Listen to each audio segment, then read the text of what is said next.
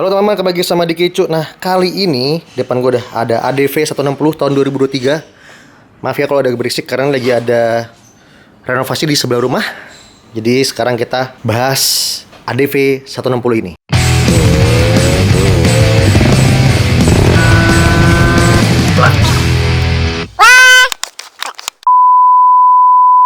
Pertama, pastinya kita akan bahas dari segi desain ya.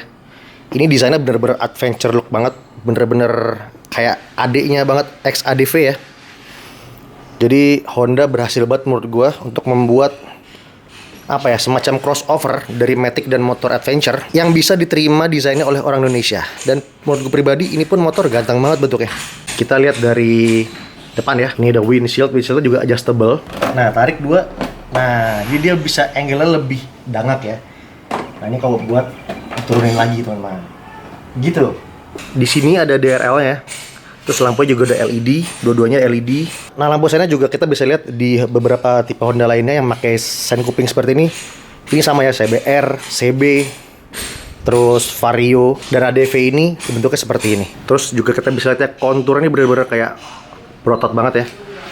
Pokoknya ini gagah banget ya bentuknya kalau misalkan lo bandingin sama Matic-Matic di kelas 150, 160 cc. Gue rasa nggak ada yang bisa compare sama ini. Kecuali mungkin Aprilia SR200 GT ya. Itu baru menurut gue yang bisa lo bikin head to head gitu. Di tengah ini juga desainnya bulky banget. Jadi di bagian deck ini bener-bener kayak keker gitu ya.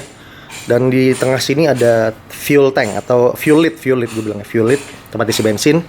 Di tengahnya ada buat tangki bensinnya. Dan dari situ sampai belakang ini nyambung. Ini bener-bener apa ya, muscular gitu, berotot banget gitu. Dan nggak lupa decknya juga, ini decknya bisa fleksibel banget untuk naruh kaki ya. Bisa di bawah sini atau naik ke atas sini. Jadi biar kita dapat posisi yang paling optimal buat riding kita. Dan kita lagi pindah ke belakang. Seperti biasa lampu sennya juga sama kayak yang depan. Dan ini lampu belakangnya menurut gue juga salah satu desain lampu belakang yang menurut gue sangat menarik ya. Dan footstep ini juga menurut gue salah satu yang paling keren ya. Tuh. Wah ya gila, bener-bener solid, bentuknya juga apa ya namanya, sturdy gitu. Untuk kaki-kaki depan ini shock teleskopik ya masih. Terus ini velgnya dan bannya 14 inch. Dan ini spesifikasi bannya itu 110/80 ring 14 sorry. Terus di sini juga menggunakan kaliper atau kepala babinya ini yang 3 piston ya. Karena dia yang CBS, jadi 2 piston untuk rem depan, 1 piston untuk rem CBS-nya. Untuk kaki-kaki belakang, shockbreaker belakangnya menggunakan dual shock ya dari Showa, tapi tidak bisa di-adjust karena ini sebenarnya tipe yang fix. Preloadnya pun nggak ada. Ban menggunakan ring 13, jadi lebih kecil daripada yang depan tadi. Jadi ring 13 tapi lebih lebar ya. Bannya lebar 130/70 ring 13. Dan menggunakan kaliper single piston dari Nissin. Nah, di sini cover CVT dan cover filternya juga berubah ya dari yang sebelumnya. Ini kayak apa ya namanya? Bener-bener modern banget ya. Terus keker juga gitu. Untuk joknya bentuknya seperti ini teman-teman. Jadi ini lebih tipis tapi tetap lebar ya. Jadi tetap nyaman, tetap support buat otot kita yang lebar. Untuk seat height-nya dia juga cukup tinggi ya dari jok ke tanah ya. Ini kalau tinggi gue 163 cm. Ini buat gue sih gue jinjit. Karena ini joknya 780 mm tingginya. Nah, sekarang kita ke bagian kokpitnya kan teman-teman. Di sini stangnya atau handlebarnya seperti motorsport ya, motor laki gitu. Jadi dia menggunakan racer seperti ini, bracket racer. Nah, di holder kanannya ini ada switch untuk mengaktifkan start stop sistemnya. Ya, tuh di sini ada start stop system. Lampu hazard. Di sini engine start. Motornya juga dilengkapi oleh balancer stang yang ukuran lumayan gede ya. Nah, di sebelah kiri seperti biasa ada high low beam. Terus dia belum ada pas beamnya juga. Ini klakson, dan sebelah kiri bawahnya ada lampu sen ya, kanan kiri seperti biasa. Motor ini juga udah pakai keyless. Ini remote seperti ini. Ya, ini kita hidupin dulu. Sampai hijau, nah ada hijau kita bisa hidupin. Tekan, set, udah biru, kita on. Nah, kita lihat speedometernya. Dia layar LED negatif. Terus ini di sini ada jam, ada speedometer, ada fuel meter, ada tachometer, penunjuk suhu, average consumption, sama trip dan odo. Jadi kita bisa atur di sini nih. Kalau ini ke atas, ya, ini bawah settingannya. Kita dari paling atas ya. Di sini ada suhu. Terus kita bisa di kanan muncul voltase. Di sini suhu ya. Ke bawah Ini average consumption-nya untuk trip B. Nah, elapsed A ini adalah engine hour. Ya, atau engine hour. Jadi jam nyalanya mesin. Terus ini konsumsi BBM real time. Di sini average yang buat trip A. Oke. Ke bawah lagi. Di sini ada trip A, ada trip B, dan ada odometer. Ini kilometer masih relatif baru, masih 500 km. Nah, sekarang kita ke akomodasi ya. Oke, ini cara buka tutup bensinnya. Di sini tulisan fuel. Kita harus taruh sini dulu nih. Seat sama fuel. Tekan fuelnya. Gini. Tek. Dia akan membuka otomatis. Di sini ada fuel lid. Ini tangki sebesar 8 liter kurang lebih. Kita tutup lagi.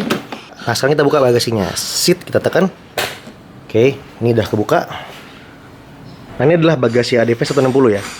Jadi ini bagasi lebih besar 2 liter dari generasi pendahulunya. Kalau yang lama 28 liter kapasitasnya, ini 30 liter. Jadi bisa bawa bayi, teman-teman. Kan bisa bawa air, mandiin bayi di sini. Tuh, gede banget. Ini bisa bawa helm 2 biji di sini. Akomodasi depan juga ada nih tata laci ya. Kita tekan, nah dia yang buka. Nah, di sini ada soket charger 12 volt. Bisa ditutup. Ini bisa buat ngecas HP ya. Jadi buat taruh HP ini dalam juga lumayan. Dalam. Jadi akomodasinya cukup banyak dan cukup fleksibel tata. Motor ini juga sudah ada upgrade di bagian pengereman ya. Jadi ini piringannya menggunakan TDR 240 mili semi floating. Kaliper masih standar tapi sudah ganti selang rem ya. Pakai TDR juga. Yang belakang pun juga sudah diganti selang remnya pakai TDR juga ya. Tapi belum ganti cakra, masih standar tuh ya. Ini kita bisa lihat ya di rem belakang sama rem depannya sudah ganti selang rem TDR ya. Lalu handle-nya juga sudah pakai KTC Kitako kanan kiri. Buat teman-teman, ini adjustable ya, bisa diatur-atur sesuai dengan posisi tangan atau jari kalian. Spion juga sudah diganti ya. Ini spionnya enak banget nih, gede, lebar, jadi belakang tuh kelihatan luas banget. Memang kalau motor adventure gini nggak cocok pakai spion-spion kecil ya, bagusan spion-spion yang lebar baplang begini. Karena sesuai dengan karakter yang adventure banget gitu. Nah teman-teman, untuk dimensi dan rangkanya sama spek mesin gue cantumin di sini.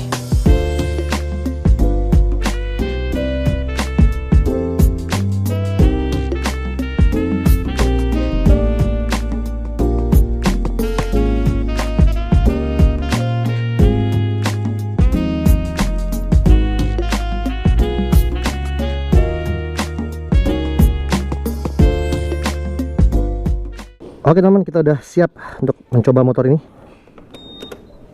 ya. Oke, udah CG starter juga. Jajal ya. Ini di konblok dan ini cukup empuk ya ternyata. First impression gue sih langsung nih motor nyaman ya. Maksudnya tuh dia ngelibas jalan-jalan agak keriting gitu tadi, konblok, terus ada lubang-lubang kecil gitu, nggak geradakan gitu, cukup lembut. Nah, ini kita coba jalan konblok ya. Iya, jalan konblok ini rasanya kayak di aspal. Empuk coy, sumpah. Feedback jalannya itu nggak apa ya, nggak berasa banget gitu, lembut gitu. Kita coba bablasin. Tuh, empuk cuy, sumpah. Enak sih. Foldur. Yoi. Empuk. Widih, ini bener empuk sih ini, enak banget. Dan ini posisinya tuh tinggi. Jadi yang gue rasakan tuh motor ini cukup songong gitu, cukup sombong kayaknya kalau bawa ini tuh. Setengah baplang, terus posisi tinggi kayak naik apa ya?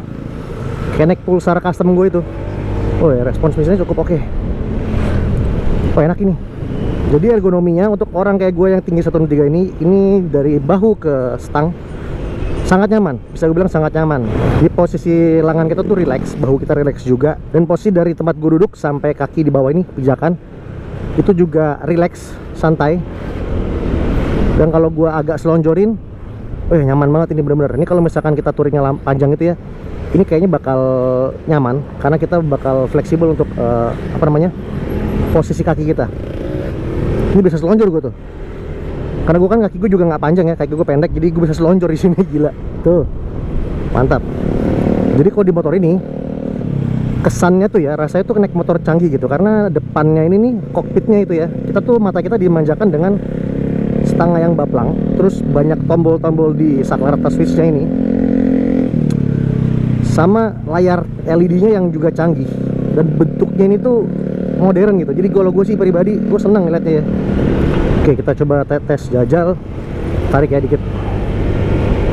Oke, nah, performanya sih nggak terlalu meledak-ledak ya, cukup lembut, tapi tuh udah hampir 90 di speedometer, udah 80 lebih.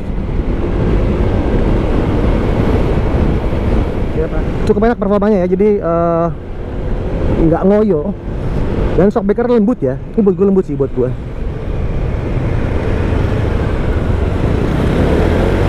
Tarik. Oh iya, lumayan powerful pansinnya.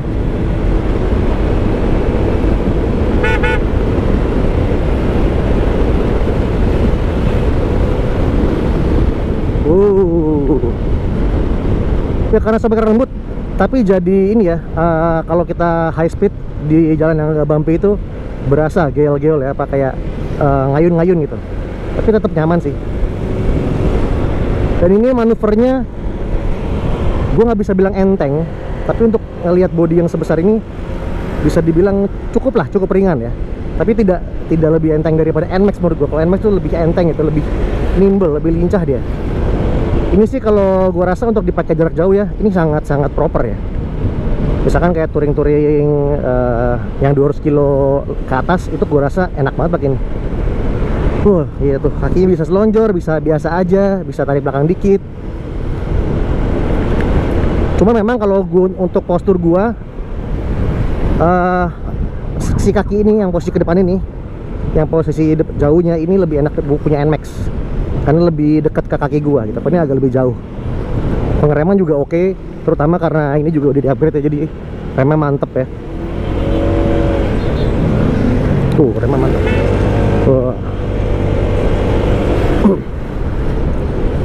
Jadi tadi beberapa kali gue tarik ya, ini untuk putaran bawahnya enak, responsif, cuman dia di tengahnya flat gitu.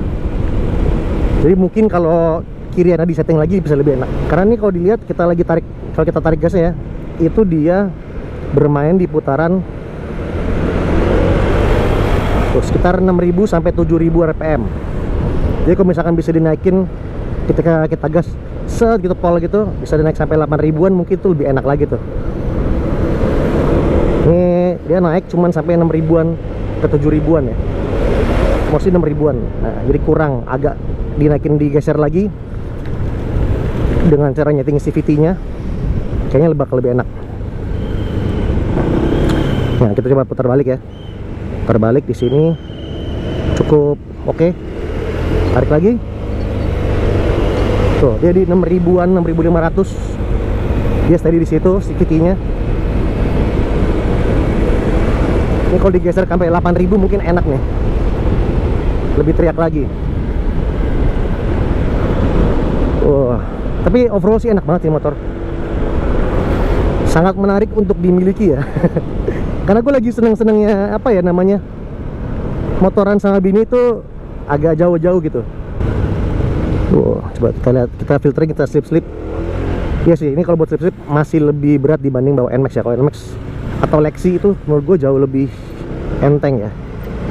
Untuk PCX yang baru gue belum pernah nyoba, tapi PCX yang lama yang 125 dulu pernah punya bokap gue, itu lebih enteng juga sih.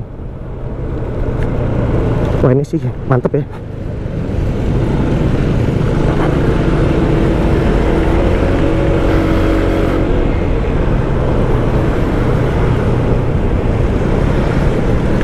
Tuh, ini jalan-jalan yang agak bumpy, bener-bener keredam dengan sempurna ya kalau buat Matic ukurannya. Jadi gue pernah naik NMAX, Lexi, Aerox, apalagi Mio ya. Mio gue itu Mio Z, itu bener-bener kalau dibandingin ini jauh nyamannya. Ini shockbreakernya bener-bener travelnya tuh kayak rasanya travelnya panjang, empuk, jadi nggak bikin lu capek kalau jalan-jalan jauh gitu ya. Karena kalau perjalanan jauh ya, itu vibrasi atau goncangan yang berlebihan bikin kita capek juga, tangan, bahu, punggung, pinggang. Tapi kalau ini gue tidak merasa capek ini, karena dia lembut banget shockbreakernya. Oke, jadi kesimpulannya untuk ADV 160 CBS ini Ini menurut gue motor yang sangat enak dipakai karena pertama nyaman, lembut ya, sobekannya lembut, suspensi lembut, dan kedua posisi duduknya atau ergonominya ini cocok buat gue ya. Tinggi gue 163 cm, ini nggak terlalu apa namanya ya, rasanya tidak terlalu besar tapi memang agak tinggi posisi duduknya gitu ya. Jadi commanding tapi nggak kelebaran gitu lah.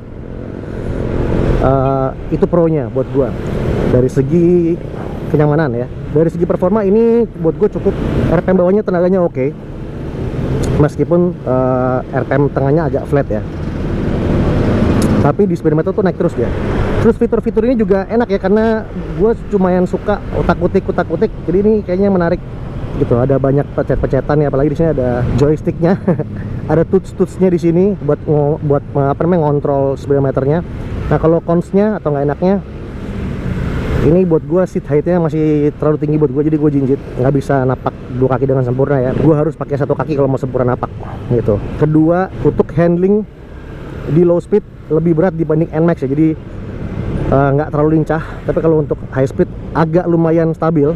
Terus tenaga tadi di RPM tengah itu agak flat, jadi tidak segalak RPM bawahnya menurut gue. Dan harganya yang 36 jutaan. Ini merupakan motor kelas premium tentunya ya. Jadi untuk motor 160cc ini termasuk harganya nggak bisa dibilang murah, termasuk mahal, tapi sepadan dengan apa yang lo dapat ya dari segi penampilan, fitur, performa, dan fungsi. Worth it banget. Dan gue rasa kalau untuk upgrade performa, kita bisa start dari main CVT dulu ya, main kirian ya. Setting-setting roller, per CVT, dan pulley silahkan bisa dicari. Settingannya tergantung preference kalian. Tapi dari segi look sih udah oke banget ya.